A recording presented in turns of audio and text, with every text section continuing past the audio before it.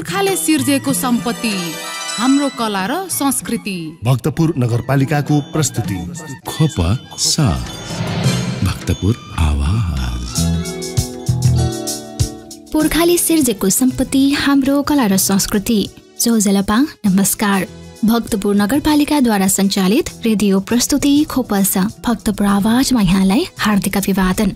कार्यक्रम खोपसा तपाईले साताको 3 विभिन्न दिन सुन्न सक्नुहुन्छ, जस अन्तर्गत हरेक सोमबार बिहान 7:30 बजेदेखि 8 बजेसम्म भक्तपुर नगरको शिक्षा, स्वास्थ्य र पर्यटन सम्बन्धी विषयवस्तु सुन्न सक्नुहुन्छ भने हरेक बुधबार बिहान 7:30 बजेदेखि 8:30 बजेसम्म खोपसाको बुलेटिन विशेष प्रस्तुति सुन्न सक्नुहुन्छ र हरेक शुक्रबार साँझ 6:30 बजेदेखि 7 बजेसम्म भक्तपुर नगरको कला, संस्कृति र सम्पदा विशेष प्रस्तुतिसँग जोडिन सक्नुहुन्छ मात्र भक्तपुर FM 105.4 मेगाहर्जको रेडियो तरङ्ग मार्फत।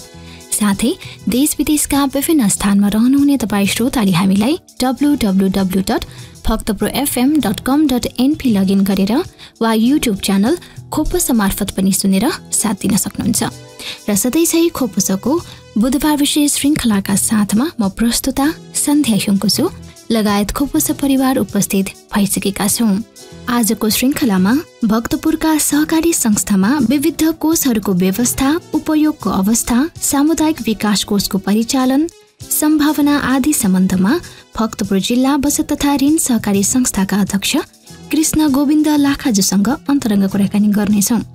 त्यसै गरी भक्तपुर नगरपालिकाको नगर क्षेत्रभित्र रहेका आमाबुवाविहीन बालबालिकाहरूलाई शैक्षिक सामग्री वितरण कार्य सम्बन्धी एक रिपोर्ट सुन्नेछौँ। साथै भक्तपुर नगरपालिकाको यस कार्यप्रति विद्यालयका प्रधानाध्यापक तथा शिक्षकहरूको प्रतिक्रिया आजको जनताको आवाजमा समेट्नेछौँ। साथमा साताभरिका भक्तपुर नगरपालिकाका विविध गतिविधिहरू छँदैछन्। समाजमा छरिएर रहेका श्रम, सिप र पुँजीलाई एकत्रित गरी अधिकतम रूपमा परिचालन गर्दै आफ्ना आर्थिक गतिविधिहरू सञ्चालन गरिरहेका सहकारी क्षेत्रलाई वर्तमान विश्वमा अधिकांश मुलुकको विकाससँग जोडिएको पाइन्छ। सहकारीले समाजको आधारभूत तहमा रहेको स्रोत, पुँजी, श्रम, सिप र प्रविधिलाई सही रूपमा उपयोग गर्नुका साथै समुदायको हितमा परिचालन समेत गर्दछ।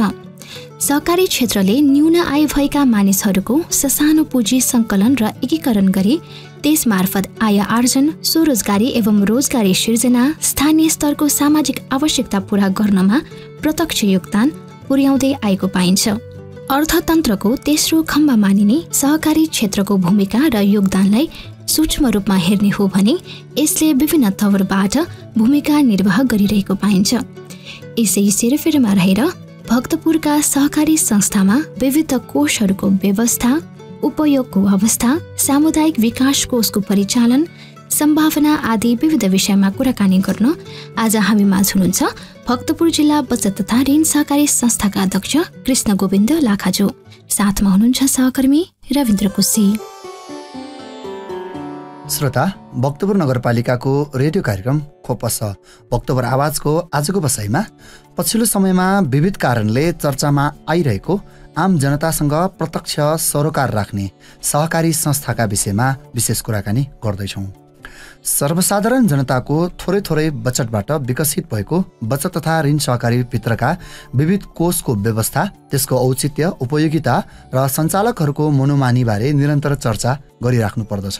यसै सन्दर्भमा विविध कुराकानी गर्न आजको बसाइमा हामीसँग हुनुहुन्छ भक्तपुर जिल्ला बचत तथा ऋण सहकारी सङ्घका अध्यक्ष एवं बागमती प्रदेश बचत सङ्घका सञ्चालक सदस्य कृष्ण गोविन्द लाखाजु। आउनुहोस् उहाँसँगको अन्तर्संवाद सुरु गरौँ। यसलाई कार्यक्रममा स्वागत छ सर। हस्, धन्यवाद। यो बसाइ विशेष सहकारी संवाद गर्ने हामी तयारी गर्दैछौँ र पछिल्लो समयमा सहकारीका धेरै चर्चाहरू भइरहेका छन्। अब यसमा हामीले पत्रपत्रिका र सामाजिक सञ्जालहरूमा पनि सहकारीका समस्याहरू र सहकारीले गर्दाखेरि आम जनतालाई परेका असरहरूबारे पनि हामीले हरेक दिन नयाँ नयाँ समाचारहरू पनि पाइरहेका छौँ। र अलिकति मैले आजको विषयमा अलिक फरक किसिमले अब सहकारी यो ऐन 2074 आइसके पछाडिको स्थितिमा यो विविध कोषको कुरा पनि हामीले आजको बसाइमा गर्न खोजेछौँ। जस्तै सामान्यतया सहकारी संस्थाभित्र, अझ भनौँ बचत तथा ऋण सहकारी संस्थाभित्र के कस्ता कोषहरूको चाहिँ व्यवस्था गरिएको छ अहिलेको नियमावली ऐनमा? धन्यवाद। अहिले सहकारी ऐन 2074 आइसकेपछि सर्वप्रथम यो कर छुट्याइसकेपछि खुद नाफाको रकमबाट कर रकम छुट्याइसकेपछि सबभन्दा पहिले जगेरा कोष 25% छुट्याउनु पर्ने अनिवार्य व्यवस्था छ।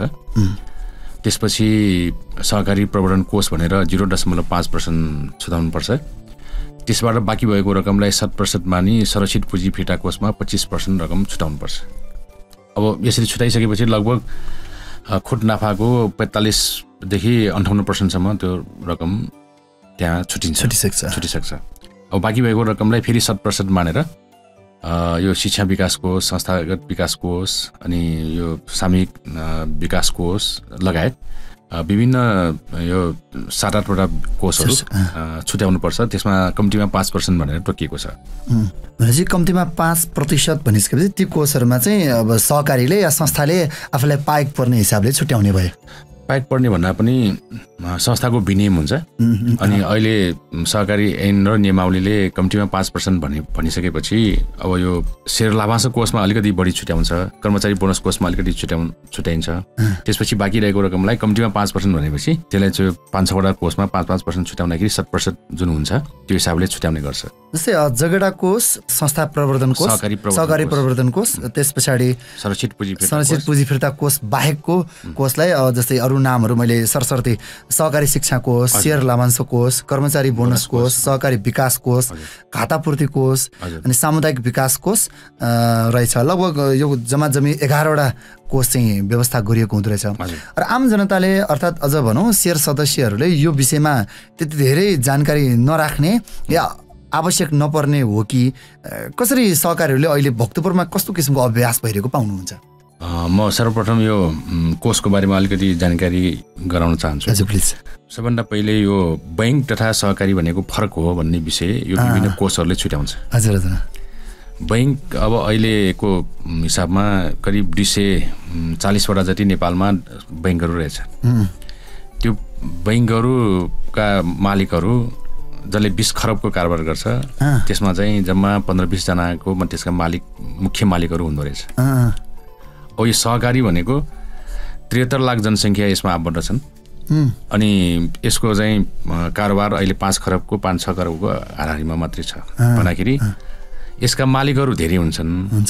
बैंक निजी जुन तर्फबाट सञ्चालित हुन्छ त्यसका चाहिँ निश्चित व्यक्तिहरूले त्यसको पुँजी सञ्चालन गरेर त्यसमा नाफा खाने कुराहरू गर्छ। अब यो दुईटा विषय भनेको बैंकले निश्चित व्यक्तिलाई पुँजीवादलाई टेवा दिन्छ। अब यो सहकारीले अलिकति सर्वसाधारणलाई समेत मालिक बनाउने, सर्वसाधारणको समेत पुँजी परिचालन गर्ने हिसाबमा जान्छ। अब यो आइसकेपछि सन् 1844मा बेलायतबाट एउटा सहकारी रोजदेल भन्ने सुरुवात भए।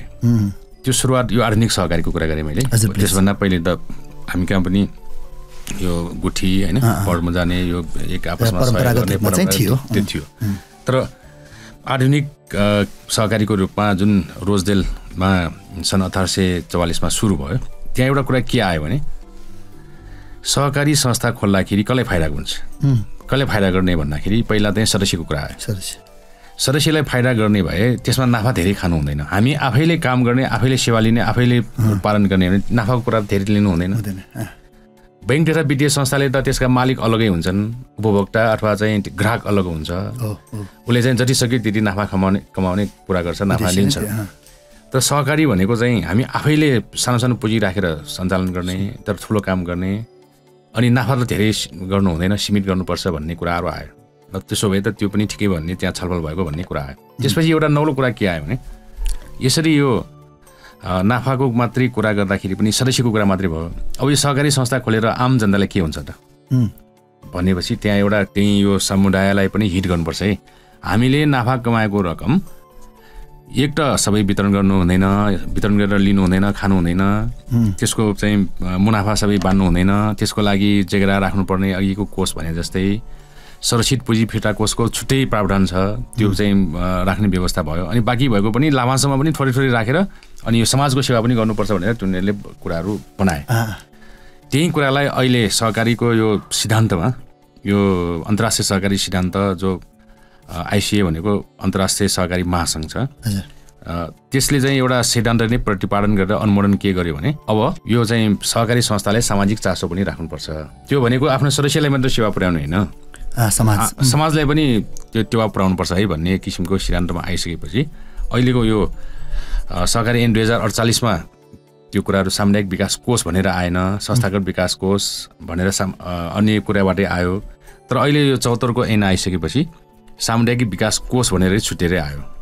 छुटेरै आइसकेपछि यो समाजमा यो कोषहरूको विभिन्न यो जुन वितरण हुन्छ नि, त्यो वितरण प्रणाली अनुसार कर्मचारीलाई पनि केही चाहिएला भनेर कर्मचारी बोनस कोष राखिदियो, किनभने कर्मचारीले काम गर्ने हो, अलिक प्रेरणा जगाउनुको लागि भनेर त्यो कुराहरू पनि त्यहाँहरू आयो। अनि लाभांश चाहिँ अब सेयर लगानीकर्ता हाम्रो सदस्यहरू सहकारीका सदस्यलाई पनि दिनु पर्यो भन्ने कुराहरू आयो। अनि समाजलाई पनि दिनुपर्छ भनेर र संस्थालाई आफै पनि विकास गर्नुपर्छ, शिक्षा विकास कोषमा राखेर शिक्षा विकास सहकारीका कुराहरू आम जनतामा पुग्नुपर्छ, सदस्य कहाँ पुग्नुपर्छ भनेर यो विभिन्न कोषहरूको व्यवस्था गरे। अब अर्को एउटा घाटापूर्ति कोष तपाईँले यो भने चाहिँ संस्था सधैँ नाफामा मात्र नहुन सक्छ है। जस्तै कोभिडको समयमा केही संस्थाहरूलाई सङ्कटमा आए, अहिले पनि मन्दीको कुरामा पनि आइरहेको छ। त्यस्तो बेलामा पनि त्यो कोषले टेवा पुर्याओस् भनेर त्यो कुराहरू बन्दोबस्त गर्ने हुने गर्छ। अब त्यसरी नै यो विभिन्न कोषहरू खडा गर्दाखेरि यो एउटा चाहिँ सहकारीको एउटा गहना हो कि बैंक र वित्तीय संस्था निजी कम्पनी भन्दा सहकारी चाहिँ यो मानेमा समाजलाई पनि राम्रो, सदस्यलाई पनि राम्रो भनेर छुट्टिने विषय नै यो कोषको बन्दोबस्त हो। चाहिँ समग्र रूपमा एउटा सहकारी भित्रको विभिन्न गुणहरूमध्ये यो कोष विभिन्न किसिमका समाजप्रति र शेयर सदस्यहरूप्रति र संस्थाप्रति जिम्मेवार बनाउने यो कोष नाफा भएको रकम सबै बाँडेर खानु हुँदैन। यसको सार चाहिँ कुरा यही। पछिलाई कुनै बेला समस्या पर्यो भने समाजलाई सेवा गर्ने। अब यो खुद नाफाको 5% जुन अघि भन्ने भएन नि, त्यो भनेको चाहिँ टोटल खुद नाफाको चाहिँ 2.7% हुने रहेछ। खुद नाफा जति हुन्छ नि, जस्तै अब 1 लाख भयो भने कम्तीमा चाहिँ 2.5 भने 2027 जति त्यहाँ खर्च गर्नुपर्ने बन्दोबस्त चाहिँ यो सामाजिक कल्याणको लागि खर्च गर्नुपर्छ भनेर छुट्याएको। अब यो कोषहरूको व्यवस्था मध्ये विभिन्न कोषहरूमध्ये पछिल्लो चरणमा भक्तपुर नगरपालिकाले सामुदायिक विकास कोषको बारेमा परिचालनको बारेमा पनि अलिकति रुचि लिएको देखियो। त्यो हिसाबले पनि मैले यहाँनिर यो कोषको औचित्यको विषयमा कुरा उठाउन चाहेँ। विशेष गरी सामुदायिक विकास कोष अब नामैबाट पनि स्पष्ट त देखिन्छ। सामुदायिक विकास कोष भने चाहिँ समुदायप्रति लक्षित भएर गरिने क्रियाकलाप या त्यसको लागि आवश्यक कोष भन्ने देखियो। अलिकति अब ठ्याक्कै एक्ज्याक्टली अब ऐनमा नियमावलीमा लेखिएको कुरा सामुदायिक विकास कोष के हो र यसको औचित्य र प्रयोग क्षेत्र चाहिँ कस्तो हुँदो रहेछ? अब यो सामुदायिक विकास कोष मैले अघि पनि चर्चा गरेँ, यो समाजको हितको लागि, समाजमा राम्रो कामको लागि योगदान हुनुपर्छ भनेर नै त्यो छुट्याएको हो।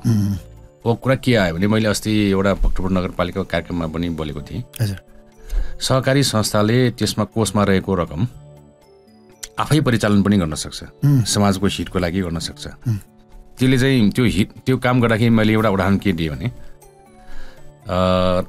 यो रामेछापको एउटा मन्थली साकोस भन्ने छ, मन्थली 75 ऋण सहकारी संस्था। त्यसैले त्यो संस्थाले आफै एउटा अस्पताल खोल्यो, समुदायलाई राम्रो गर्ने, समाजमा राम्रो देखाउने भन्ने नै सामाजिक सेवा त राम्रै कुरा हो, सरकारले गरेर त्यो ठिकै कुरा हो। काम चाहिँ 75 ऋण हो, तर उसले अस्पतालको जिम्मा लियो, विदेशीले बनाइदिएको थियो अनि त्यसमा आफूले जिम्मा लिएर चलायो। वार्षिक चाहिँ 40 लाख चाहिँ घाटा भयो त्यो अस्पतालमा। त्यति रकम चाहिँ सरकारले बेहोर्नु पर्ने, त्यसको क्षमता चाहिँ 40 लाख बेहोर्ने थिएन। तर चाहिँ त्यहाँ काम त राम्रो हो, सामाजिक सेवा पनि हो, सबैले वाइवाई पनि गरे, एउटा संस्था त राम्रो पनि भने। तर वार्षिक 40 लाख रुपियाँ त्यहाँ राख्नु पर्दाखेरि त्यो संस्था चाहिँ अगाडि जान नसक्ने, दिगो नहुने देखियो। अनि सदस्यहरू चाहिँ ले सन्तोष मानेन, किनभने सदस्यहरूको पैसा छ त्यहाँ, सदस्यहरूको बचत छ त्यहाँ। अनि सदस्यले राखेको बचत त उसले मागेको बेला फिर्ता दिनुपर्छ। अनि उसले चाहिँ 40 लाख त्यहाँ राख्दै जाने हो भने फिर्ता दिन नसक्ने भयो। त्यो भनिसकेपछि उसले चाहिँ त्यो सेवा सुविधालाई अलिकति निजीकरण गरेर उसले चाहिँ आफ्नो तरिकाले लग्यो। काठमाडौँमा पनि एउटा पोलिक्लिनिक खोलेको थियो एउटा दुर्गा भवानी सहकारी भन्नेले, उसले पनि त्यो सकेन। यसो यो उदाहरण किन दिन खोज्यो भने कुनै एउटा सहकारी संस्थाले त्यसरी गर्न खोजेमा नहुन सक्छ है। अनि यो अब नगरपालिकाले यदि गर्न चाहेमा धेरै सहकारी संस्थाको त्यो कोषको पैसा त्यहाँ परिचालन भयो भने त्यसले ठुलो काम बन्छ भन्ने मेरो चाहिँ विचार हो कि। त्यो हिसाबले अहिले जो भक्तपुर नगरपालिकाले त्यो सामुदायिक विकास कोषको रकमबाट चाहिँ पहिलेको पनि अब उडान दिने हो भने यो कोभिडको समयमा अक्सिजन प्लान्ट बनाउने बेलामा त्यहाँ पनि नगरपालिकाले आह्वान गर्दाखेरि भक्तपुर नगरका धेरै सहकारी संस्थाले त्यहाँ चाहिँ सहयोग पुर्यायो। त्यो भनेको त्यो कोषबाटै आयो सामुदायिक विकास कोषबाट। अनि हामीले जिल्ला बजार सङ्घबाट पनि भन्यौँ यो यसरी सहयोग गर्ने बेलामा सामुदायिक विकास कोषबाट यदि त्यो समूह विकासमा अथवा समूहलाई समाजलाई विकास हुने समाजलाई हिट हुने काममा लगानी गर्न पर्यो भने त्यो कोषको रकम राख्यो भने एक त सहकारी संस्थालाई केही नोक्सान हुँदैन किनभने अलरेडी नाफाबाट आएको रकम छुटेर बसेको कोष हो त्यो। दोस्रो चाहिँ करमा पनि त्यसले कर तिर्नु नपर्ने गरी जाने भए भन्दाखेरि त्यो हिसाबले यो सामुदायिक विकास कोषको यसरी चाहिँ समाजमा हिट हुने कार्य गर्यो भने हुन्छ भन्ने हिसाबमा यो कोभिडको बेलामा अक्सिजन प्लान्टको कुरा आयो। अहिले पनि अब भक्तपुर नगरपालिकाले त्यो अक्सिजन प्लान्टलाई निरन्तरता दिने असहायहरूलाई चाहिँ सेवा पुर्याउने भन्ने कुरा पनि आयो। त्यो हिसाबले यो सामुदायिक विकास कोषलाई प्रयोग गरेर अझ त्योभन्दा ठुलो कुराहरू राम्रो कुराहरू गर्न सक्छ। अब अहिलेकै सन्दर्भमा पनि अलि ठुलो सहकारी संस्थामा सिटी गणेश बचत ऋण सहकारी संस्था पनि पर्छ अनि अरू संस्थाहरू पनि छन्। त्यो संस्थाहरूको सामुदायिक विकास कोष हेर्ने हो भने 10 लाखभन्दा माथि छ एउटा संस्थाको। अब 10 लाखकै मात्रै एउटा कार्यक्रम गर्न खोज्यो त्यसले धेरै प्रभाव पनि पर्न नसक्छ होइन नहुन सक्छ। तर चाहिँ त्यसरी 10 लाखको चाहिँ संस्था र अनि आफ्नो जुन क्षमताको छ त्यो क्षमताको अनुसारको जम्मा गरेर काम भयो भने राख्यो भने त राम्रो प्रभावकारी रूपमा गर्न सकिन्छ। समाजले नै देख्ने गरी यो सहकारीले त हाम्रा सदस्यलाई पनि भन्न सक्छौँ कि सहकारीको त यो त राम्रो कुरा रहेछ भन्ने सन्देश जान सक्छ कि। अहिले त अब के भयो सहकारी भनेको त यो भाग्ने सहकारीको कुराहरू यो चाहिँ बचत डुब्यो भन्ने कुराहरू आयो। तर सहकारी सिद्धान्त मूल्य मान्यताभित्र यदि सञ्चालन हुने हो भने यो चाहिँ यो भाग्नुपर्ने यो चाहिँ गलत हुने कुराहरू चाहिँ निराकरण हुन्छ। यसै समाजले पनि हिट हुन्छ भनेर हामीले प्रमाणित गरेर देखाउन सक्छौँ कि सहकारी ऐन नियम अनुसार चल्यो भने त्यसमा त्यो दुबाउने अभ्यास नै कम हुन्छ हुँदैन। ऐन नियम मात्र कुरा होइन कि ऐन नियमका कुराहरू त त्यहाँ छँदैछ तर सहकारीको मूल्य मान्यता भनेको के हो भने इमान्दारिता हो पारदर्शिता हो। त्यो इमान्दारिता र पारदर्शिता रह्यो भने चाहिँ त्यो सहकारी संस्थाले त्यसका सञ्चालकहरूले अब त्यहाँ रहेका काम गर्ने कर्मचारीहरूले त्यो इमान्दारिता भनेको मूल्य मान्यता भित्रै पर्यो ऐन कानुनभित्रको पनि कुराहरू आउँछ। अनि सदस्यहरूलाई दिएको चाहिँ वचनहरू भने सदस्यलाई दिएको वाचाहरू त्यो सबै कुराहरू चाहिँ इमान्दारिता र चाहिँ पारदर्शिता कुरा गर्ने हो भने यो कोषदेखि लिएर समाजमा धेरै कुराहरू गर्न सक्छ भन्ने कुरा उदाहरण मैले चाहिँ यहाँ राख्नु खोजेको। अब यो सामुदायिक विकास कोषकै चर्चा गरिराख्दाखेरि अब तपाईँले भन्नुभयो कोभिडको बेलामा भक्तपुर नगरपालिकाले गर्न गरेको अक्सिजन प्लान्टको लागि एउटा उदाहरणीय काम नै भयो, सर्वत्र चर्चा पनि भयो, एउटा सकारात्मक पाटो भयो। र त्यो बाहेक अब हरेक वर्ष यो कोष त रहिरहन्छ, हुने नै हुन्छ र त्यो कोषमा अब परिचालन सधैँ त अहिलेसम्म त हामीले देख्यौँ त्यो एउटा हो, त्योभन्दा अगाडि त त्यस्ता अभ्यासहरू खासै देखेनौँ या सानोतिनो कामहरू तपाईँले भन्नुभयो जस्तो अब प्रायः ठुल्ठुला सहकारीहरूको त त्यो कोष त रहि नै रहन्छ। त्यो पैसा यदि प्रयोग भएन या प्रयोग गरिएन भनेपछि त्यो त फेरि जगेडा कोषमा जाने हो। अब यो जगेडा कोषमा पठाउनु फाइदा हुने रहेछ कि सामुदायिक विकास कोषलाई नै तपाईँले भने जस्तो आफूले आफ्नो क्षमता या सामूहिक रूपमा एक ठाउँमा राखेर प्रयोग गर्दा फाइदा हुने रहेछ, के हुँदो रहेछ? अब यसमा चाहिँ यदि त्यो कुनै पनि पैसा खर्च नगरिकन जगेरा कोषमा त्यो त नियमकै व्यवस्था भयो, त्यसमा खर्च भएन भने जगेरा कोषमा जान्छ। यदि त्यसरी कोष खर्च नगरिकन जगेरा कोषमा पठायो भने संस्थागत विकास गर्नको लागि अथवा चाहिँ संस्थागत पुँजी बलियो हुन्छ, त्यो चाहिँ एउटा सकारात्मक त्यो भयो। अब त्यसको बदलामा समाजमा पर्ने असर सहकारीको खासै साँच्चीकै गर्न खोजेको कुराहरू के हो, खालि लाभांशलाई मात्र जोड दिने, खालि कर्मचारी बोनस कोषलाई मात्र जोड दिने, अरू कोष चाहिँ पठाउने, तर चाहिँ यो लाभांश कोष र कर्मचारी बोनस कोष मात्र वितरण गर्ने हो। त्यो चाहिँ के भयो, त्यो सदस्यलाई मात्र हिट हुने भए, त्यो चाहिँ कर्मचारीलाई मात्र हिट हुने भए, सञ्चालकलाई देखिने कुरा भयो। अब यो जुन संस्था विकास कोष अनि यो सामाजिक विकास कोषका कुराहरू यदि हामी त्यो उद्देश्य अनुसार गऱ्यौँ भने सहकारीको साँच्चै उद्देश्य जनमानसमा यो सहकारी भनेको त यस्तो रहेछ, सहकारी भनेको त यो आम जनतालाई हुने रहेछ भन्ने कुरा सन्देश पठाउन सक्छौँ। त्यसै कारणले अब जगेरा कोषमा पठाउने कुरा 25% त अनिवार्य व्यवस्था छँदैछ, त्यो पहिले छँदैछ। अब अब त्यसमा पनि अब अहिले यो विभिन्न कोषहरू चाहिँ परिचालन गर्न अथवा चाहिँ त्यही अनुसारको जस्तै घाटापूर्ति कोषको कुरा हुन्छ त्यो घाटापूर्ति कोष घाटा नभएमा त स्वतः त्यहाँ भइहाल्यो तर अरू कोषहरूको सन्दर्भमा जुन विषयमा जहाँ कुराहरू राखिएको छ त्यही विषयमा हामीले खर्च गर्ने प्रावधान चाहिँ प्रयोग गर्यो भने समाजलाई चाहिँ यसले हिट गर्छ। अघि भने नि मैले यो रोजडेलहरूले सोचेकोदेखि कुरा लिएर अहिले सरकारी ऐन नियमका सिद्धान्तका कुराहरू परिपालना गर्न त्यो कोषहरूले मद्दत पुर्याउँछ। भनेपछि जहाँ जस्तो किसिमको व्यवस्था गरिएको छ त्यही अनुसार हामीले उपयोग गर्न सक्यौँ भने सहकारीको वास्तविक सहकारीको रूपमा चाहिँ अगाडि बढ्न सकिन्छ। अब अर्को कुरा त्यसमा के रहन्छ भने जस्तै अब सहकारी शिक्षा कोष भनेर भयो होइन त्यो सहकारी शिक्षा कोषले त सहकारीको प्रचारहरू हामी स्कुलमा गएर पनि त्यसको अभियानको रूपमा लगेर बच्चाहरूलाई पढाउन सक्छौँ अनि विद्यार्थीहरूलाई पढाउन सक्छौँ अनि मासमा चाहिँ युवाहरूलाई पढाउन सक्छौँ। त्यो यदि हाम्रो सन्देश त्यो गयो भने त यो सहकारीमा आएको विकृति अहिले जस्तो चाहिँ हुँदैन। एकदम धेरै मान्छेको चाहिँ त्यो सहकारी भनेको त फरक विषय हो। सहकारीमा त त्यसरी चाहिँ सञ्चालकले आफूले पैसा चलाउने होइन रहेछ। सहकारीमा त थोरै पैसा राखेर हामी पो मालिक हुने रहेछ त हामीले नै चलाउनु पर्ने रहेछ हामी नै सबै हौँ भन्ने कुरा सिकाउने हो भने त यो त आम जनतालाई नै हिट हुन्छ नि। तर अब यसमा चाहिँ शिक्षा विकास कोष राख्यो खर्च नगरिकन जेगा कोषमा पठायो अनि अर्को चाहिँ यो वार्षिक कार्यक्रम राखेर नियमित रूपमा गर्दै आएको पनि छ शिक्षा शिविर भनेर गर्दै आएको छ त्यो चाहिँ एउटा नियमित प्रक्रियाको कार्यक्रम खर्चको रूपमा फेरि छुट्टै भयो। अहिले वार्षिक बजेटमा त्यसले चाहिँ राखेर नै गर्ने गरेको त छ तर त्यो कोषको उपयोग गर्यो भने त्यसले धेरै काम दिन्छ भन्ने कुरा हो। भनेपछि अब तर यही कुरा मैले यसैलाई जोडेँ तपाईँले जुन किसिमको ऐन नियममा व्यवस्था छ अझ इमान्दारिताको कुरा पनि जोड्नुभयो तर भक्तपुरमै पनि भक्तपुर जिल्ला या भक्तपुर नगरभित्रै पनि यो अभ्यास खासै भएको नै छैन देखिएन। तपाईँले भने जस्तै एकाध रूपमा लाभांश र जगेडा कोषका कुरा र अहिले पछिल्लो समयमा संरक्षित पुँजी फिर्ता कोष चाहिँ अलिक बढी चर्चामा पनि आएको छ र कर्मचारी त अब कर्मचारीकै लागि भनेपछि उहाँहरूले पाउने भए लिने भए त्यो पनि सामान्य भयो तर अरू कोषहरूको प्रयोग र उपयोग चाहिँ देख्दै देखिएन। अब यो चाहिँ सञ्चालकहरूकै एउटा के भनौँ नियत हो कि होइन यो आवश्यक छैन नगरे नै हामी गरि नै रहेछौँ भन्ने किन हुँदो रहेछ एउटा त्यो सोचको कुरा गरिदिनुहोस् न। यो सोच चाहिँ के रहेछ भने अघि मैले भने नि जस्तै अब शिक्षा विकास कोषको शिक्षा प्रचारको लागि सरकारी शिक्षाको लागि खर्च गर्न सक्थ्यो अनि यो सामुदायिक विकास कोष पनि समुदायको हित हुने कार्यहरू स्वास्थ्य क्लिनिकहरू होला होइन अरू चाहिँ रक्तदानका कुराहरू होला धेरै कार्यक्रमहरू गर्छ नि त्यसमा चाहिँ प्रयोग गर्न सक्थ्यो। त्यो नगरिकन जुन सहकारी संस्थाको प्रशासनिक खर्चको रूपमा आउने बजेटमा राखेर जुन कार्यक्रम गरिरहेको छ भइरहेको छ त्यो किन भइरहेको छ भन्ने कुरातर्फ चाहिँ हामीले अलिकति छलफल गर्नुपर्छ।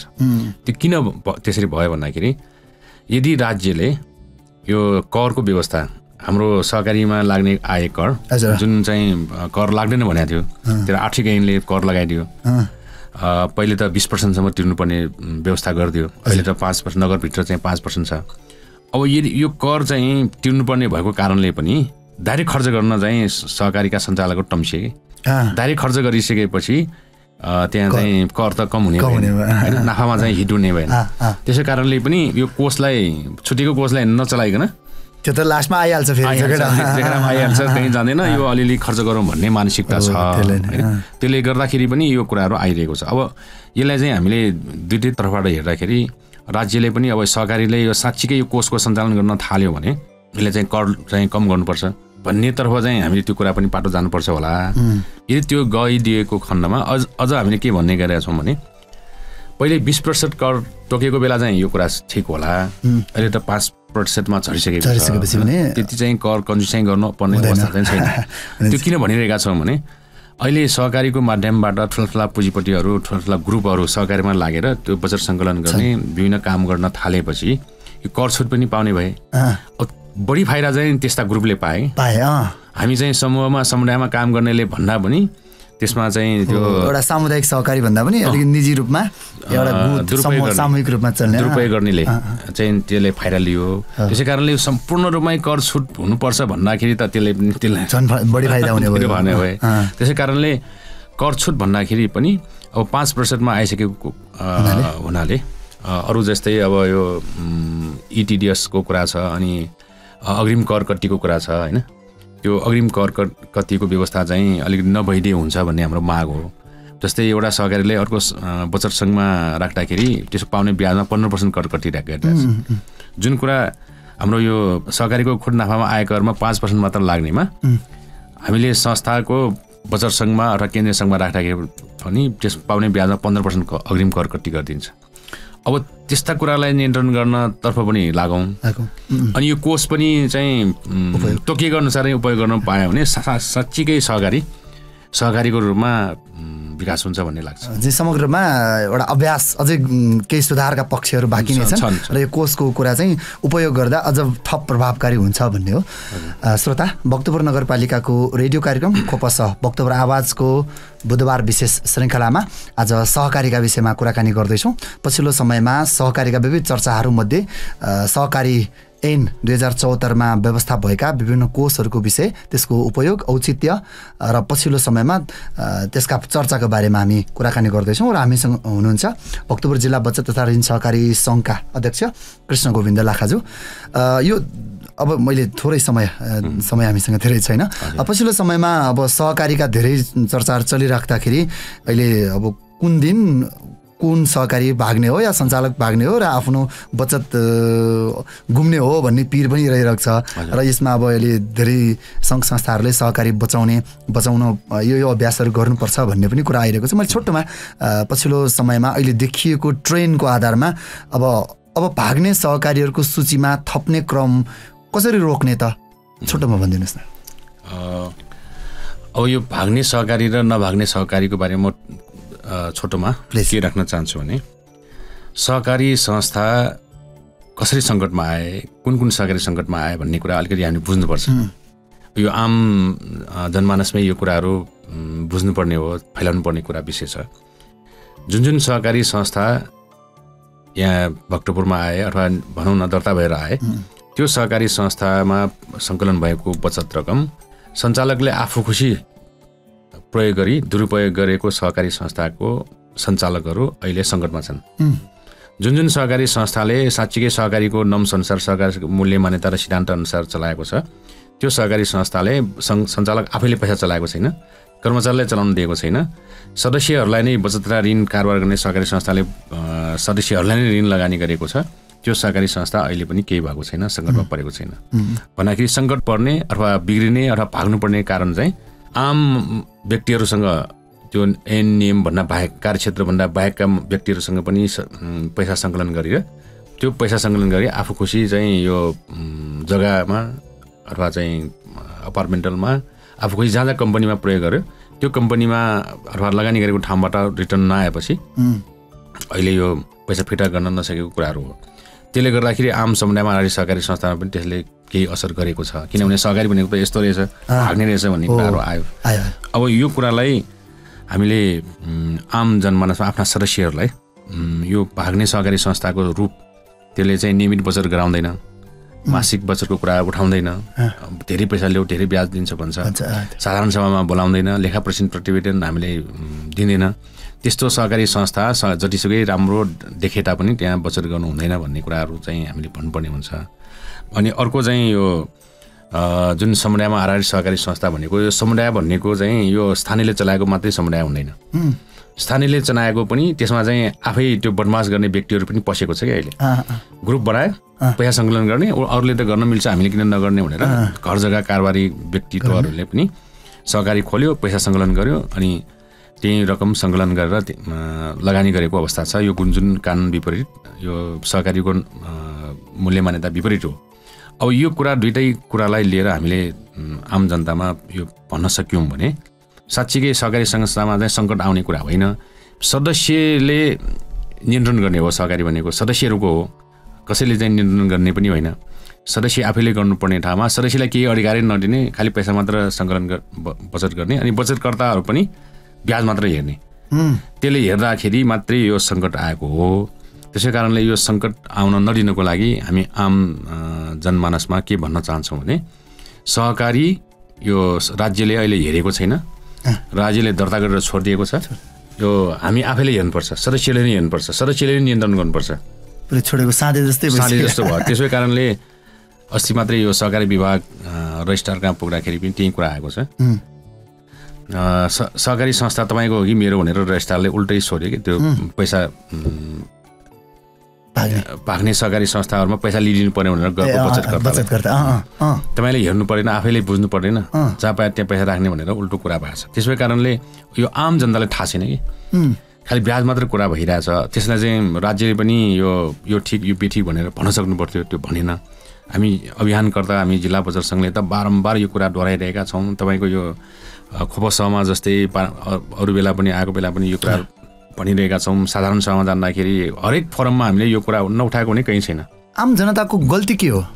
आम जनताले यो सहकारीको बारेमा बुझ्न चाहेनन् एउटा, अनि दोस्रो चाहिँ बुझाउने जुन चाहिँ मैले अघि भने नि यो स्कुल तहदेखि यो सहकारीको शिक्षा दिनुपर्ने होइन, आम सदस्य बीचमा अन्तर्क्रिया गर्नुपर्ने जुन कुरा साधारण सभामा हामी भनिरहेका हुन्छौँ, साधारण सदस्यहरू चाहिँ सुन्न चाहँदैन। त्यो पैसा लिएर आवश्यक ठानेनन्, त्यो भट्टा छ नि परिवहन भट्टा लिएर गइहाल्छ। अनि फेरि त्यही सदस्यहरू अर्को ठाउँमा गएर बचत गरेर हुन्छ। सङ्कट आएको कुरा अस्ति नै एउटा श्री गणेशकै एउटा कार्यक्रममा हामीले अन्तर्क्रिया गऱ्यौँ सदस्यहरूसँग अहिलेको अवस्थाको बारे जानकारी दिन खोज्दाखेरि त्यहाँ चाहिँ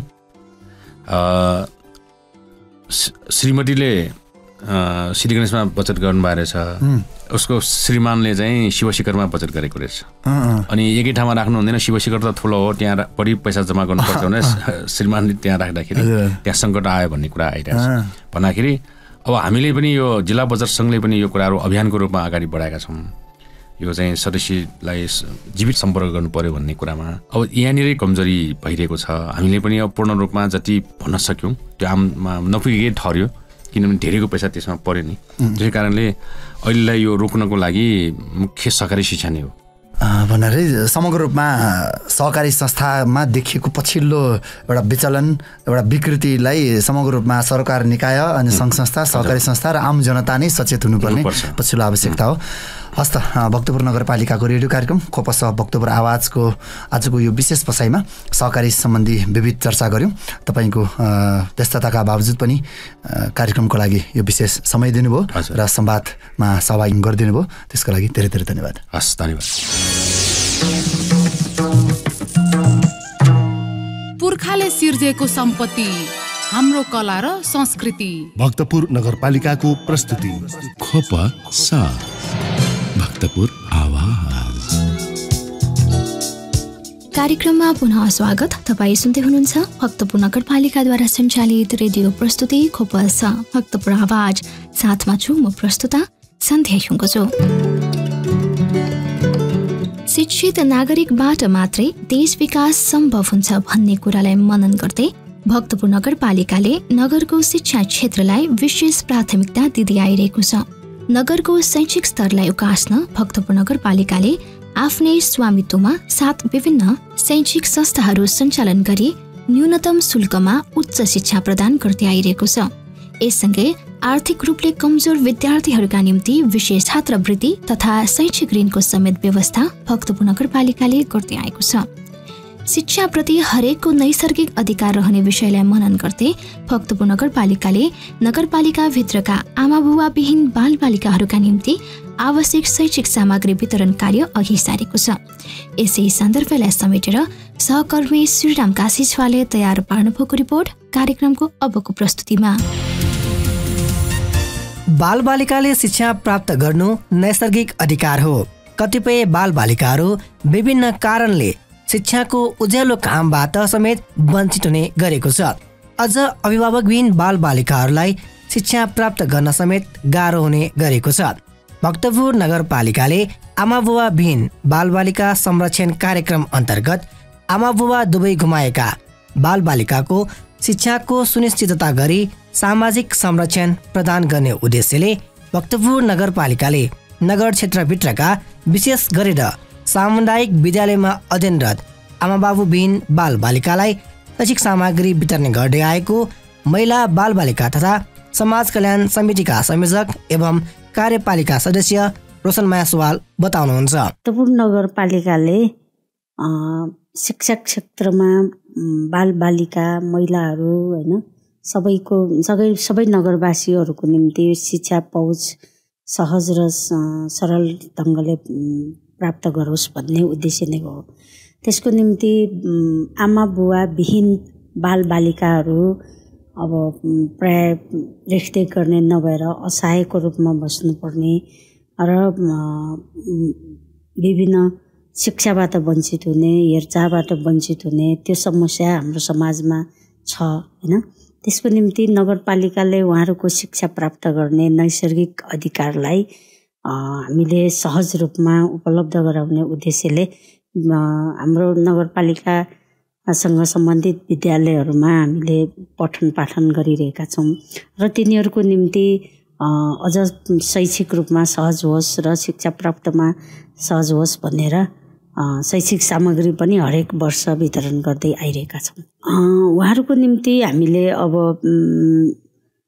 पठन पाठनको निम्ति निःशुल्क नै छ हैन।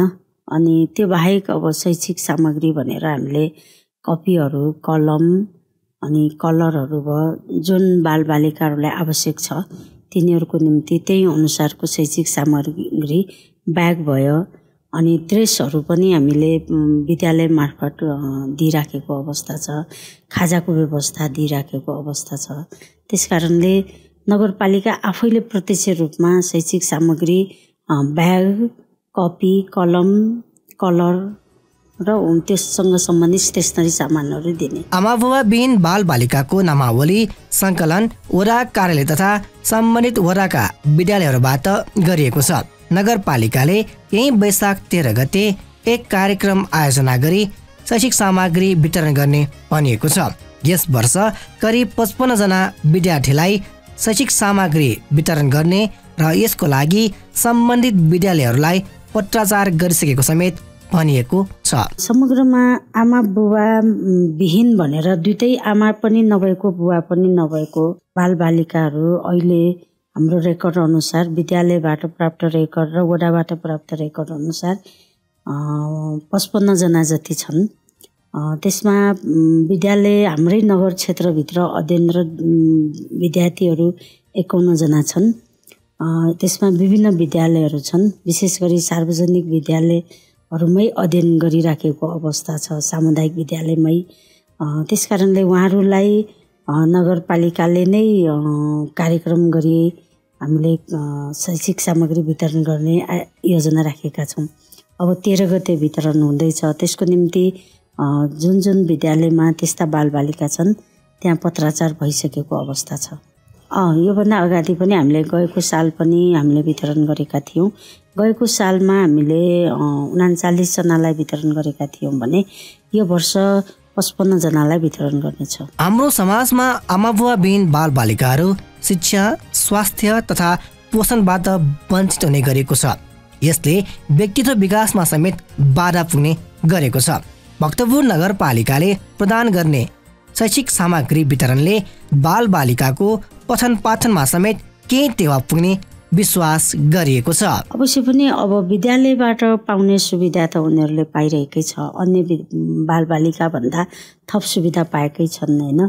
अब त्यो बाहेक हामीले नगरपालिकाले दिने सहयोगले उहाँहरूको पठन पाठनमा अवश्य पनि सहज हुने नै छ। अब घरभित्र घरमै होमवर्क गर्नको निम्ति पनि अब कापी कलम किनिदिने अभिभावक आमा बुबा नभएपछि अवश्य पनि उहाँहरूलाई अप्ठ्यारो हुन्छ पठन पाठनमा। त्यसकारणले नगरपालिकाले त्यो समस्यालाई बुझेर सहजता ल्याउनकै निम्ति उहाँहरूको शैक्षिक प्रगतिको निम्ति सहज बनाउनकै निम्ति हामीले यो सामग्री वितरण गर्न लागेका छौँ। त्यसकारणले यसबाट विद्यार्थी जुन आमा बुबा विहीन बालबालिकाहरू छन् उहाँहरूले अब मेरो आमा छैन, बुबा छैन, म कसरी पढ्ने भनेर चिन्ता लिएर बस्नुपर्ने अवस्था छैन। अभिभावक भनेको नै नगरपालिका हो। हाम्रो नगर क्षेत्रभित्रका बालबालिकाहरूको जिम्मेवारी नगरपालिकाले नै लिने हो। कोही पनि बालबालिकाले शिक्षाबाट वञ्चित नहोस् र भन्ने उद्देश्य नै हामीले यसले वितरण गर्न लागेको हुनाले अब शैक्षिक सामग्रीले अवश्य पनि उहाँहरूको निम्ति सहयोग त हुन्छ नै। घर परिवारमा संरक्षक नभएको अवस्थामा कतिपय आमाबुवा विहीन बालबालिकाहरू सडक बालबालिका तथा अनाथालयमा बस्नुपर्ने बाध्यता भए पनि भक्तपुर नगरपालिकाभित्र त्यस्तो अवस्था नभएको बताइएको छ। आजका बालबालिका भोलिका कर्णधार हुन्। राज्यले नै त्यस्ता बालबालिकाहरूको संरक्षण गर्नुपर्ने र यसमा भक्तपुर नगरपालिकाले पनि संरक्षणका कार्यक्रमहरू गरिँदै आएको महिला बालबालिका तथा समाज कल्याण समितिका संयोजक रोशनमाया सुवाल बताउनुहुन्छ। अवश्य पनि अब कति यस्ता बालबालिकाहरू आमा बुवा नभएपछि अब घर परिवारमा अन्य अभिभावक या अन्य संरक्षक नभएको अवस्थामा ती बालबालिकाहरू कति बालबालिकाहरू सडक बालबालिकाको रूपमा हुन्छन् र कति बालबालिकाहरू अनाथालयमा राख्नुपर्ने अवस्थाका पनि हुन्छन्। तर हाम्रो नगर क्षेत्रभित्रका बालबालिकाहरू त्यसरी अनाथालयमा जानुपर्ने बालग्राममा बस्नुपर्ने अवस्थाको चाहिँ छैन, किनकि उहाँहरूको नजिकको हकदारहरूसँग संरक्षकहरू हुनुहुन्छ। उहाँहरूकै जिम्मेवारीमा पठन पाठन गर्न हामीले सामुदायिक विद्यालयमा सहज शिक्षा प्राप्त गर्ने एउटा वातावरण बनाइदिएका छौँ र अनि अब निजी विद्यालयमा पढ्न सक्ने संरक्षक भएकाहरूले त्यही अनुसार पढिरहेका छन्। र अहिले हामीले दिन लागेको यो निजी विद्यालयमा अध्ययन गर्नेको लागि होइन कि सार्वजनिक विद्यालयभित्रै अध्ययन गर्ने बालबालिकाको निम्ति हो। त्यसकारणले यो भनेको राज्यकै एउटा दायित्व हो, किनकि बालबालिका नै भोलि हाम्रो देशको निम्ति र समाजको निम्ति योगदान गर्न सक्ने महत्त्वपूर्ण व्यक्तिको रूपमा आउने भएकोले उहाँहरूको शिक्षा उहाँहरूको स्वास्थ्य विषयमा राज्यको दायित्व हुन्छ र स्थानीय सरकारको नाताले नगरपालिकाले पनि आफ्नो दायित्व सम्झेर हामीले केही सहज र केही सहयोग गर्ने उद्देश्यले नै यो कार्यक्रम गरिरहेका छौँ।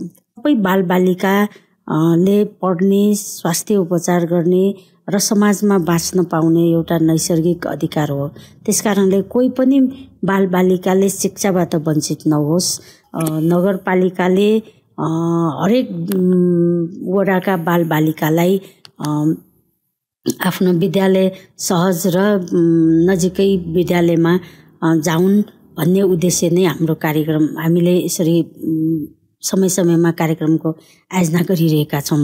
र मुख्यतया हामीले हाम्रो नगर क्षेत्रका नगरवासीहरू भन्दा पनि अहिले हाम्रो भक्तपुर नगरमा विभिन्न जिल्लाबाट आउने बालबालिकाहरू पनि छन्।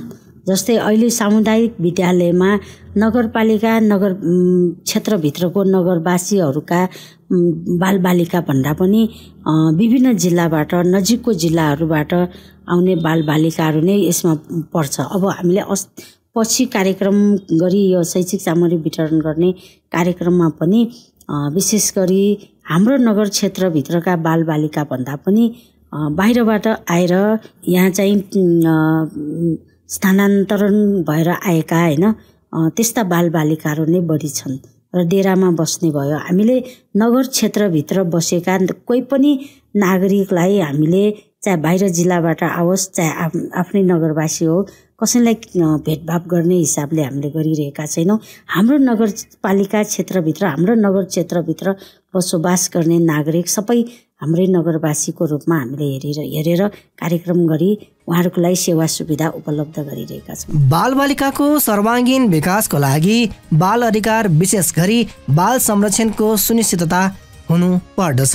सुन्दर, समुन्नत र सभ्य समाज निर्माणको लागि बाल अधिकारको संरक्षण र प्रवर्धनमा तिनै तहको सरकार, केन्द्रीय, प्रदेश र स्थानीय लगायत सबै नागरिक समाजको सक्रियता अत्यन्त आवश्यक हुन्छ। खपसको लागि श्रीराम काशीछको रिपोर्ट।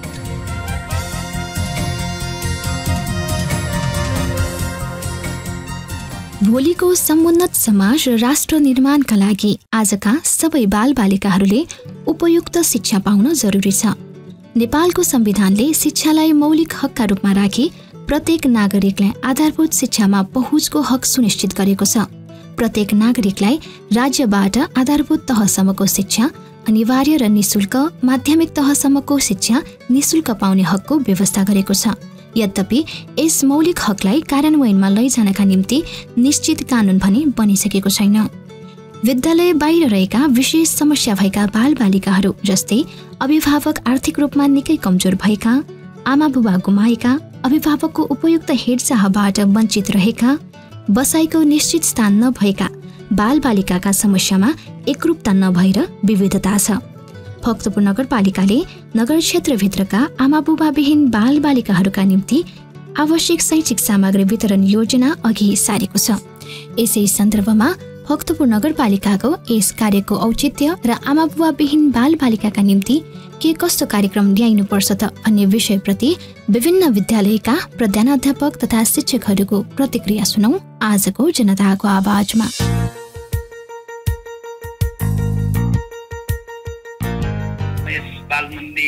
आदर्श विद्यालयको प्राध्यापक कृष्ण भक्त श्रेष्ठ हो। म चाहिँ यहाँ करिब 40-42 वर्षै भयो यो स्कुलमा चाहिँ काम गरेको। यो कार्यक्रम त आवश्यक छ, किनभने आमाबाबु विहीन भयो होइन सर। हुन त अब यो राज्यले गर्नुपर्ने काम हो, त्यही पनि अब नगरपालिकाले यस्तो कार्य गर्नु लाग्नु भएको छ, त्यो चाहिँ राम्रै लाग्यो मलाई चाहिँ। त्यो चाहिँ आवश्यक छ। यो हाम्रो चाहिँ नर्सरीदेखि 1 सम्मको छ होइन। नर्सरीमा चाहिँ हाम्रो करिब 13 जना छ, अनि प्ले ग्रुपमा 5 जना छन्, क्लास 1 मा चाहिँ 3 जना, अनि केजीमा 6 जना छन्, जम्मा गरी 27 जना छ।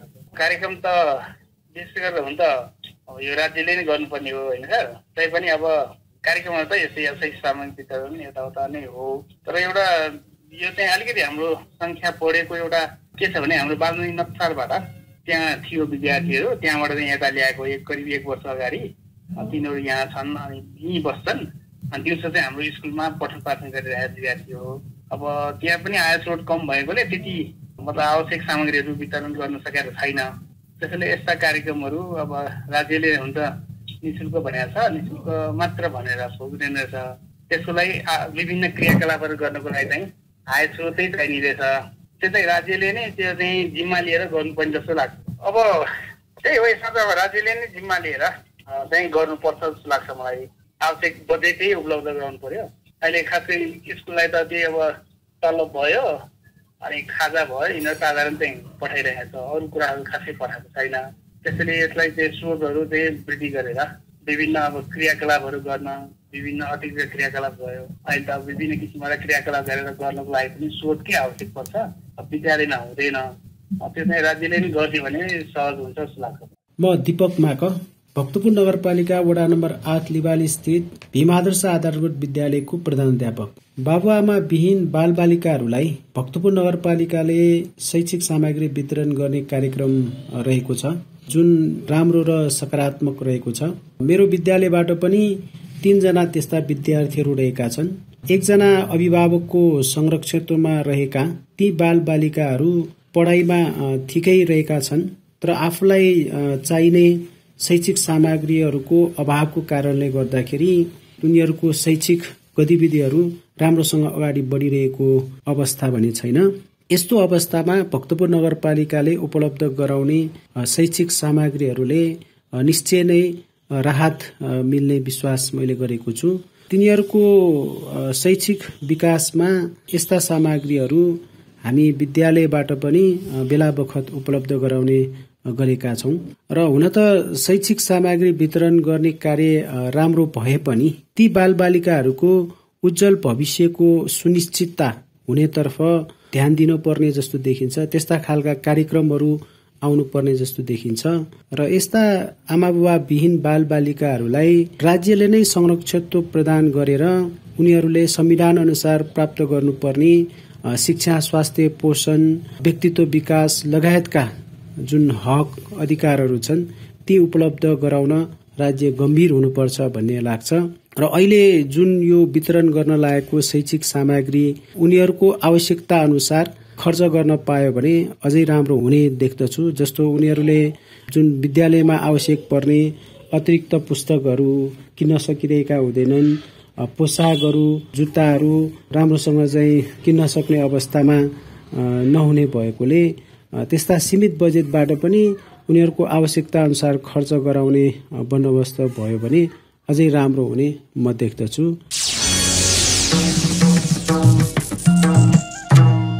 पुर्खाले सिर्जेको सम्पत्ति हाम्रो कला र संस्कृति। भक्तपुर नगरपालिकाको प्रस्तुति खोप साथ भक्तपुर आवाज। कार्यक्रममा पुनः स्वागत। तपाईँ सुन्दै हुनुहुन्छ भक्तपुर नगरपालिकाद्वारा सञ्चालित रेडियो प्रस्तुति खोपल्सा भक्तपुर आवाज। साथमा छु म प्रस्तुता सन्ध्या सुनको छु। श्रोता, हामी कार्यक्रमको अन्तिम प्रस्तुतिमा छौँ। साताफरीका भक्तपुर नगरपालिकाका विविध गतिविधिहरूका साथमा छिन् सहकर्मी सरिता दुवाल। नेपालका लागि क्युवाली राजदूत अलेजान्ड्रो सिमान कासमारिनले भक्तपुर नगरपालिकाद्वारा सञ्चालित खोपो अस्पतालको 11 वैशाख सोमबार स्थलगत अवलोकन गर्नुभएको छ। भक्तपुर नगरपालिकाका प्रमुख सुनिल प्रजापतिले भक्तपुर भ्रमणमा आउनुभएका राजदूत मारिनलाई खादा र भाटगाउने टोपी लगाई सांस्कृतिक नगरी भक्तपुरमा स्वागत गर्नुभयो भने उक्त भेटमा उहाँहरूबीच दुई देशका जनताबीचको आपसी सम्बन्धबारे समेत छलफल भएको थियो। भेटमा राजदूत मारिनले भक्तपुर अवलोकन गर्न पाएकोमा निकै हर्षित भएको बताउँदै भक्तपुर नगरपालिकाले गरिरहेको काम प्रशंसनीय भएको बताउनुभयो। उहाँले स्वास्थ्यको क्षेत्रमा नेपाललाई केही सहयोग गर्न तयार भएको सो अवसरमा बताउनुभयो। उहाँले क्युवाको स्वास्थ्य सेवा समाजवादको मुख्य खम्बाको रूपमा अगाडि बढाउँदै सीमित स्रोत साधनमा पनि क्युवाले नागरिकहरूलाई निशुल्क स्वास्थ्य सेवा प्रदान गर्दै आइरहेको उहाँले जानकारी गराउनुभयो। भेटमा नगर प्रमुख प्रजापतिले नेपाल र क्युवा भौगोलिक रूपमा निकै टाढा रहे तापनि नेपाली जनता र क्युवाली जनता समाजवादी विचारले निकै नजिक रहेको बताउनुभयो। 2072 सालको भूकम्पमा क्युवाले नेपाल र नेपाली जनतालाई गरेको सहयोगप्रति आभार व्यक्त गर्दै प्रमुख प्रजापतिले आगामी दिनहरूमा पनि दुई देशबीचको सम्बन्ध अझ बलियो र मजबुत हुनेमा विश्वास व्यक्त गर्नुभयो। उहाँले समाजवादी देश क्युवाको स्वास्थ्य नीतिबाट सिक्दै भक्तपुर नगरपालिकाले आफ्नो क्षमता अनुसार घरदैलो नर्सिङ सेवा, वडा वडामा स्वास्थ्य केन्द्र सञ्चालन तथा शय्याको अस्पताल सञ्चालन गरी जनतालाई सहज र सुलभ रूपमा स्वास्थ्य सेवा प्रदान गर्दै आइरहेको बताउनुभयो। क्युवाले समाजवादबाट सिक्दै भक्तपुर नगरपालिकाले समाजवाद उन्मुख कामहरू गर्दै जनताको सेवा गर्दै आइरहेको बताउँदै उहाँले भक्तपुर नगरपालिकाले खोपो अस्पताल सञ्चालनबाट गरिब जनताको सेवा गर्ने मुख्य उद्देश्य रहेको बताउनुभयो। भेटमा बागमती प्रदेश सभा सदस्य सुरेन्द्र राज गोसाई, भक्तपुर नगरपालिकाका उपप्रमुख रजनी जोशी, भक्तपुर नगरपालिका वडा नम्बर 9 का वडा अध्यक्ष रविन्द्र जाखो, भक्तपुर नगरपालिका वडा नम्बर 8 का वडा अध्यक्ष कृष्ण प्रसाद कोजु, खोपो अस्पतालका निमित्त medical director Majesh Pratap Malla, doctor Amar Prajapati, अस्पताल व्यवस्थापक विश्वजित प्रजापति लगायतको उपस्थिति रहेको थियो। प्रमुख प्रजापतिले राजदूत मारिनलाई मयूरको झ्याल र नगरपालिकाका केही प्रकाशनहरू उपहार स्वरूप प्रदान गर्नुभयो। भक्तपुर नगरपालिकाको आयोजनामा भेटेनरी अस्पताल तथा पशु सेवा विज्ञ केन्द्र ललितपुरको प्राविधिक सहयोगमा रेबिज रोग नियन्त्रणका लागि 2 दिने सामुदायिक कुकुरहरूको निशुल्क बन्ध्याकरण शिविर कार्यक्रम वडा नम्बर 3 का वडा अध्यक्ष एवं भक्तपुर नगरपालिका कृषि समितिका संयोजक राजकृष्ण गोराको प्रमुख आतिथ्यमा वैशाख 8 गते एक कार्यक्रम बीच सम्पन्न भयो।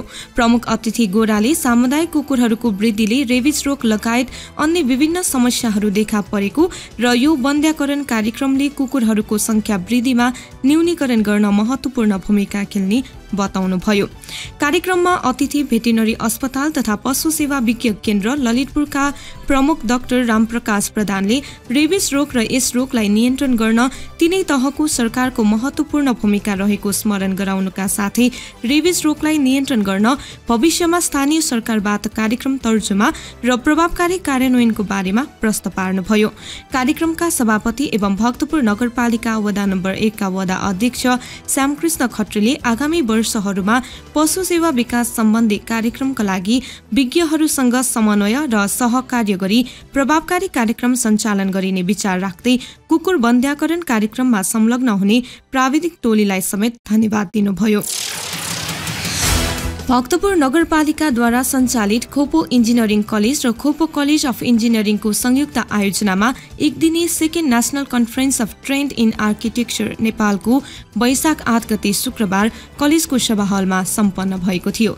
विश्व सम्पदा दिवसको अवसरमा आयोजित सम्मेलनको उद्घाटनको क्रममा नगर प्रमुख प्रजापतिले सम्मेलन पूर्ण सफलताको शुभकामना समेत दिनुभएको थियो भने नगरपालिकाले सञ्चालन गरेका कलेजहरूले विभिन्न विषयमा भएको राष्ट्रिय र अन्तर्राष्ट्रिय सम्मेलनले अध्ययन अनुसन्धानमा महत्त्वपूर्ण टेवा पुग्ने बताउनुभयो। उहाँले उपत्यका स्थित विश्व सम्पदामा सूचीकृत काठमाडौँ, भक्तपुर र ललितपुरको दरबार क्षेत्र, चाङ्गुनारायण, स्वयम्भू जस्ता सम्पदा हाम्रा सांस्कृतिक धरोहरहरू भएको बताउँदै नेपालमा रहेका सांस्कृतिक, धार्मिक र प्राकृतिक दृष्टिले महत्त्वपूर्ण स्थान र सम्पदाहरू पर्यटनको आकर्षणको मुख्य आधारहरू भएको बताउनुभयो।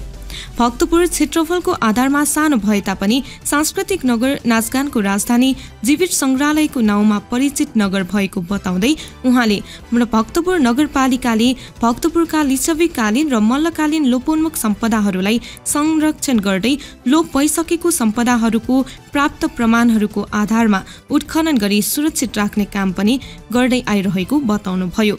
पर्यटकीय क्षेत्रहरूमा विशेष सरसफाई, समय समयमा सांस्कृतिक विद्याहरूको प्रतियोगिताको आयोजना गर्नुका साथै सांस्कृतिक गुरुहरूको समान कार्यक्रमलाई पनि निरन्तरता दिँदै आइरहेको बताउनुभयो। उक्त कार्यक्रममा खोपो इन्जिनियरिङ कलेजका प्राचार्य सुजन माकले विश्व सम्पदा दिवसको अवसरमा पारेर खोपो इन्जिनियरिङ र खोपो कलेज अफ इन्जिनियरिङ कलेजले सम्पदाको महत्त्वको विषयमा सम्मेलन आयोजना गरेको बताउँदै कलेज स्थापनाको उद्देश्य पूरा गर्ने दिशामा अगाडि बढिरहेको बताउनुभयो। कार्यक्रमको औपचारिक उद्घाटन पश्चात भक्तपुर नगरपालिकाका उपप्रमुख आर्किटेक्ट रजनी जोशीले की-एन्ड एड्रेस भएको बताउनुभयो। सम्मेलनमा 15वटा विषयमा सहभागीहरूले कार्यपत्र समेत प्रस्तुत गरिने स्रोतले बताएको छ। भूतपूर्व सैनिक क्लब नेपाल भक्तपुर जिल्ला समितिको वार्षिक उत्सव तथा नयाँ वर्ष 2080 को उपलक्ष्यमा शुभकामना आदान प्रदान कार्यक्रम वैशाख 9 गते शनिबार सम्पन्न भएको थियो। कार्यक्रमका प्रमुख अतिथि भक्तपुर नगरपालिकाका प्रमुख सुनिल प्रजापतिले देशको सीमा रक्षा गर्ने जिम्मा सेनाको भएको बताउँदै मुलुकमा आइपर्ने विपदको बेला सधैँ तयार अवस्थामा हुनुपर्ने सेना आधुनिक हात हतियारबाट सुसम्पन्न बनाए मात्र देशको सीमा रक्षा गर्न नेपाली सेना सक्षम हुने बताउनुभयो। छिमेकी देश भारतले नेपालको 71 ठाउँमा 60,000 हेक्टर भन्दा बढी जग्गा मिच्दा पनि सरकारले भारतको विरोध नगर्नु सरकारको अकर्मण्यता भएको बताउँदै उहाँले भारतले नेपाललाई आफ्नै प्रान्तको रूपमा व्यवहार गर्नु भारतीय विस्तारवादी नीतिकै उपज भएको बताउनुभयो। देशघाती नागरिकता विधेयकले नेपाललाई फिजीको अवस्था पुर्याउने बताउँदै प्रमुख प्रजापतिले प्रवासी नेपालीलाई मताधिकार प्रदान गर्ने व्यवस्थाले नेपाली राजनीतिमा विदेशीको प्रत्यक्ष हस्तक्षेप हुने हुँदा समयमै सजग हुनुपर्ने बताउनुभयो। कार्यक्रममा भूतपूर्व सैनिक क्लब नेपालका केन्द्रीय अध्यक्ष दामोदर दाहालले भूतपूर्व सैनिक क्लब गैर राजनैतिक र गैर नाफामूलक संस्था भएको र 77 जिल्लाभरि यसको शाखा विस्तार भएको बताउनुभयो। उहाँले क्लब स्थापनाको उद्देश्य, आवश्यकता र परिचय बारे संक्षिप्तमा आफ्नो विचार समेत व्यक्त गर्नु भएको थियो। त्यस्तै क्लबका भक्तपुर जिल्ला समितिका अध्यक्ष श्याम कुमार श्रेष्ठले क्लब गठनको उद्देश्यमाथि प्रश्न पार्दै विकास निर्माण र सामाजिक कार्यमा स्थानीय निकायसँग समन्वय गर्दै अगाडि बढ्ने धारणा राख्नुभयो। खोटाङ जिल्लाको रूपाकोटी मजुवा गदी नगरपालिकाका कार्यक्रम अधिकृत लगायत 9 जना विभिन्न शाखा प्रमुख कर्मचारीहरू सहितको टोलीले वैशाख 7 गते बिहीबार भक्तपुर नगरपालिकाको अध्ययन अवलोकन भ्रमणको क्रममा भक्तपुर नगरपालिका प्रमुख सुनिल प्रजापतिसँग भेट गर्नुभएको छ। भेटको क्रममा नगर प्रमुख प्रजापतिले भक्तपुर नगरपालिकाको संक्षिप्त परिचय दिनुहुँदै 2074 सालको स्थानीय तहको निर्वाचनबाट विजय हासिल गरेपछि नेमकिपाको घोषणा पत्र र पार्टीको नीति र निर्देशन अनुसार भक्तपुर नगरपालिकाले निस्वार्थ रूपमा देश र जनताको सेवा गर्दै आइरहेको बताउनुभयो। भेटमा प्रमुख प्रजापतिले भक्तपुर नगरपालिकाले शिक्षा, स्वास्थ्य र सम्पदा संरक्षणमा गरिरहेको कार्यको चर्चा गर्नुहुँदै भक्तपुर नगरपालिकाले आफ्नै 8 वटा कलेजहरू गरेको तथा 100 शय्याको अस्पताल सञ्चालन गरी शिक्षा र स्वास्थ्य सेवामा सर्वसाधारण नागरिकको पहुँच सुनिश्चित गर्ने स्थानीय तहको रूपमा विकास गरिरहेको जानकारी दिनुभयो।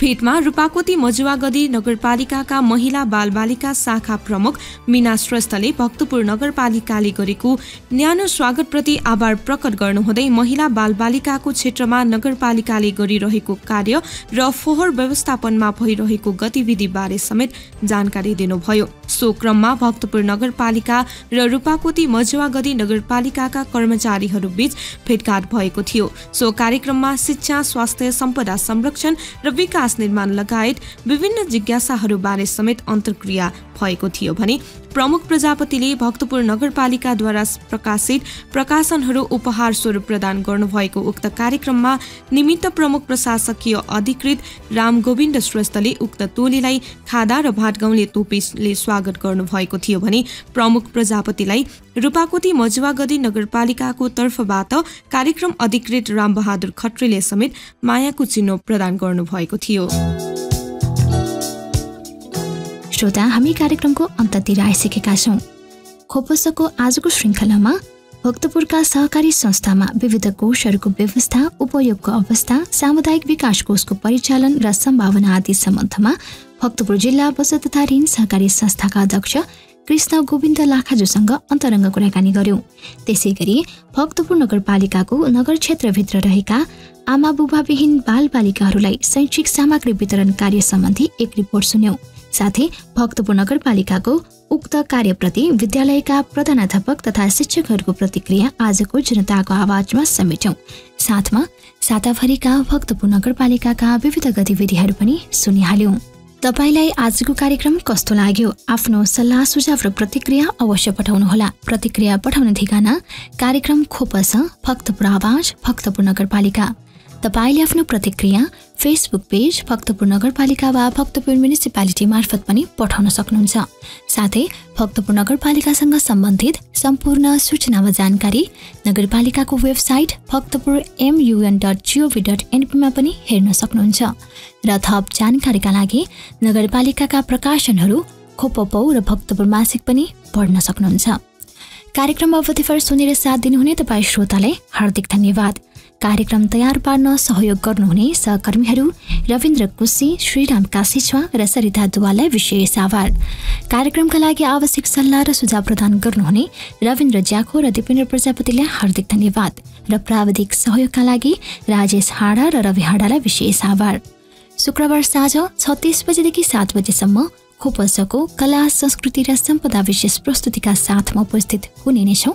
तबसम्मका लागि म प्रस्तुता सान्ध्या सुङ्गोजु लगायत खोपस परिवारलाई बिदा दिनुहोस्। तपाईको समय शुभ बितोस्। नमस्कार।